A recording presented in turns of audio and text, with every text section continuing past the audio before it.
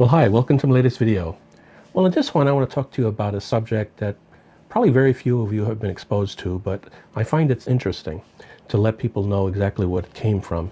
It's a combination of computer history and how it's even used today, depending on the application and whether or not you have any legacy equipment that you need to communicate with. Well, we currently have USB ports. Everybody knows about those, right?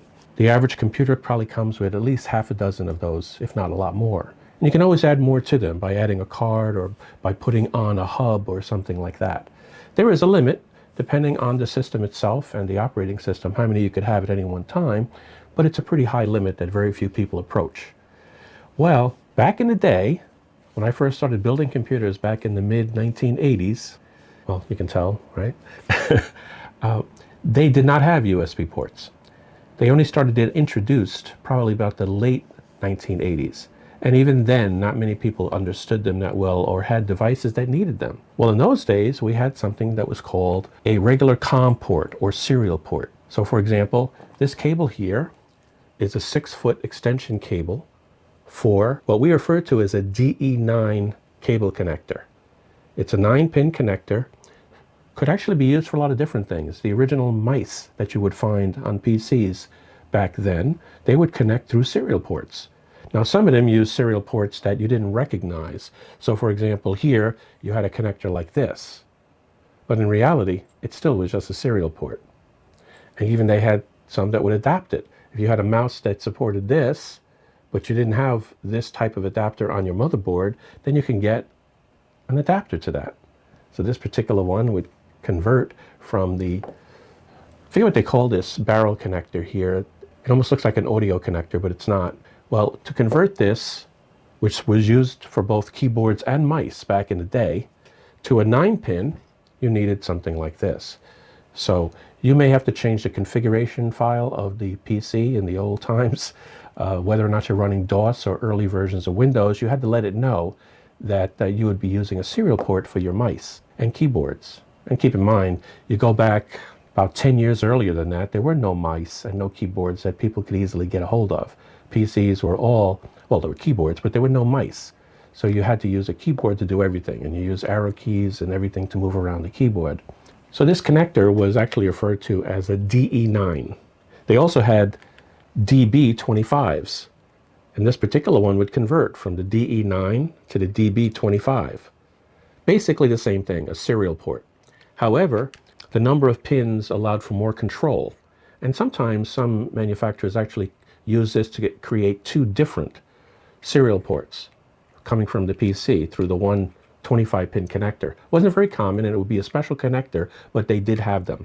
Now, what does these terms mean? DE9, DB25? Well, the DE9 represents, first of all, they're both Ds, right? And because if you hold them sideways, they sort of look like the letter D, right? Right? The 9, or the 25, actually is the number of pins that it had. And the fact that it was an E told you it was a serial port type of connector. Okay? Just to let you know, just for trivia purposes. You could also change the gender. For instance, this one here is a female connector. Well, if you wanted a male, you could get this male-to-male converter. You would plug this in, and you would actually change the gender of it, like this. The same thing for the 25. I already got the connector on here that converts it from a female to a male. This has female on both sides, and then it just passes right through. So those are the serial port connectors. Now, why am I telling you this? Well, you still find them on today's computers, and there are still devices that use them. You remember recently I did the review on that meter, the meter that you could actually connect a PC to? Well, that particular model of it, the DVM meter that is, the particular model of that allowed for USB. It was type B USB, but it was still USB. Well, an earlier model to that, which they still sell today, it uses serial ports to connect up to the computer. And you would have to get an adapter then if you didn't already have something set up for it. You'll see down in the notes below, I have some adapters that you could purchase to convert from a DE9 over to a USB, or from a USB to a DE9. So you would need a converter like that. There's an actual logic chip in there that allows for the conversion. So none of the ones that I have here have that built into it.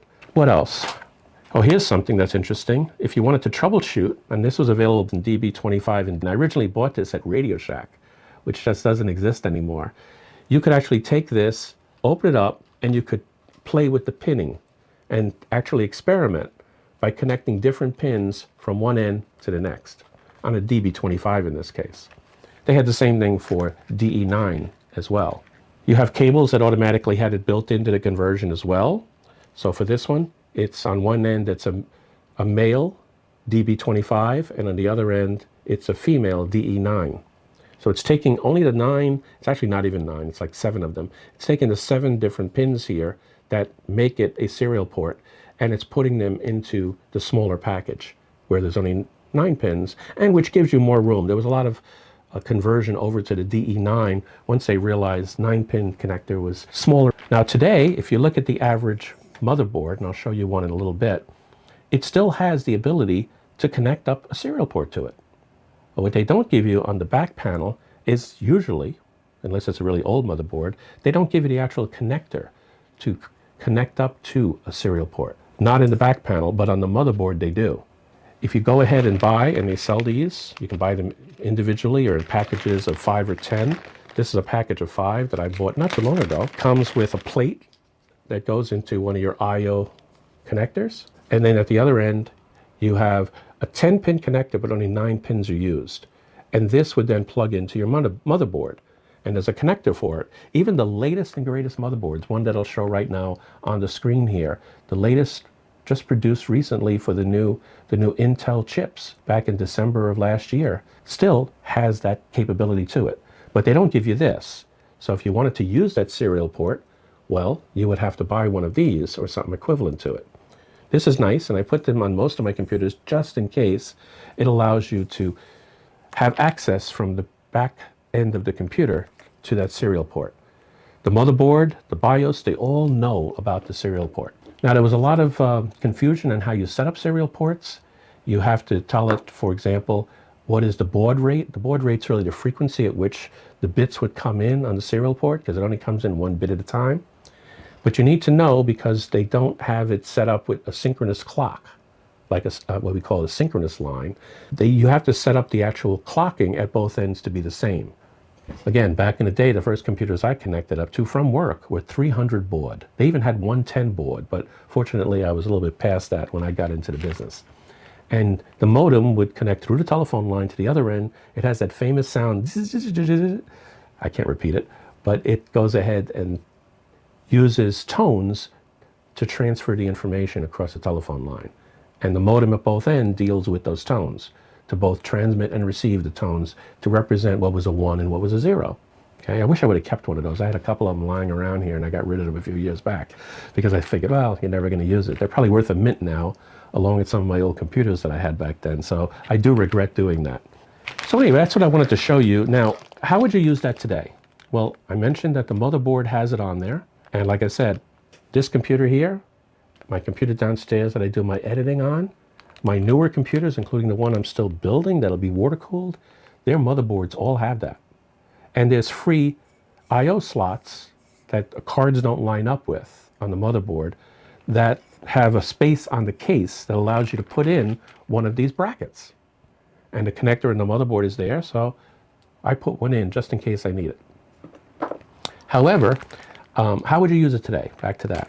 Well, if you have an older router, especially the older Cisco routers, or even, I used to work for Nortel, even the Nortel one, or anything today, a TP-Link, my current TP-Link downstairs that's getting to be replaced soon with a new switch, even it has a serial port on it.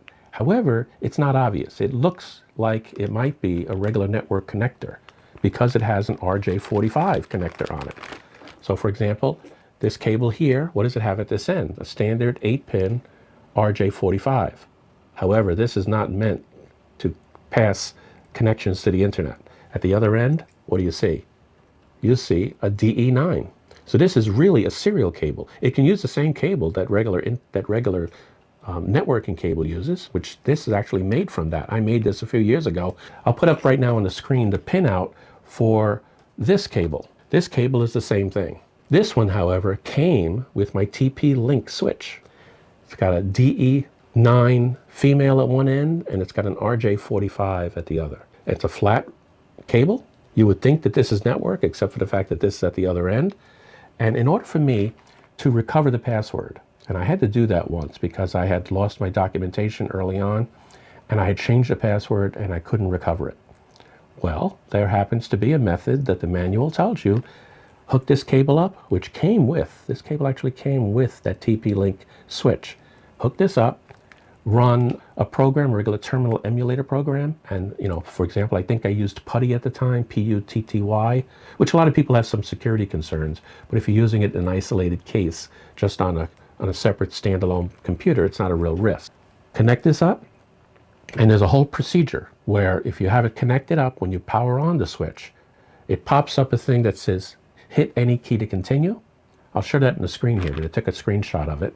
And then once you do that, it knows that you want to talk to it at the lowest level. It pops up a menu, and one of the menu items, as you can see on the bottom there, is the actual reset the password to something that you remember. So that's where something like that might come in handy going forward. Now, most of the newer switches, routers and such, they're using USB, but not all of them. And sometimes they have USB and they have the RS-232 that uses the RJ45 connector. So that's what I wanted to make sure people understood. Why would you use it today? And that is how you do. Well, let me go ahead and show you with the overhead here, this motherboard on my test bench that shows you how I've connected up that serial port to the motherboard, okay? Okay, so here's this motherboard. This is an 8th generation Intel motherboard from Gigabyte. And if you look right over here, there's a little connector. And if you read it very carefully in between, they actually have it printed down in there. It says COM, C-O-M. So here's the connector that came with the little bracket that I referred to. That's sitting over here right now. Yep. It has a little connector. Now there's one pin that has nothing in it. Unfortunately, it's not blocked. These are low-cost connectors, I'm afraid. So in order to get it to be put in, we have to make sure we line up that blank pin with the empty missing pin over here, which is this way. And then when we do that, make sure it lines up. You can push it in, and now you have a COM port. And like I showed here, you can actually add it to the chassis, the case that you're in, into one of the blank. Usually this top one is always blank. This is not going to generate any heat, so it doesn't really matter. But the top one, you put it in there, and now you have a COM port sitting at this end over here. Happens to be, as I showed with this one here, happens to be, which is very common, a male connector at that end, okay? So now let me go ahead and show you what the BIOS looks like for this motherboard, okay? Okay, the first thing I want to show is what it looks like in the BIOS. You do need to check this depending on the motherboard, but I would always go at least to verify. If we go under peripherals on this Gigabyte motherboard, and then we go down to Super I/O configuration, we see a serial port and a parallel port. So this motherboard actually has both. Parallel ports are very rare these days, and I won't be covering those. But currently it's enabled. If we wanted to, we could disable it or enable if it said disabled. So that's how it looks in the BIOS. Now let's take a look at it under Windows.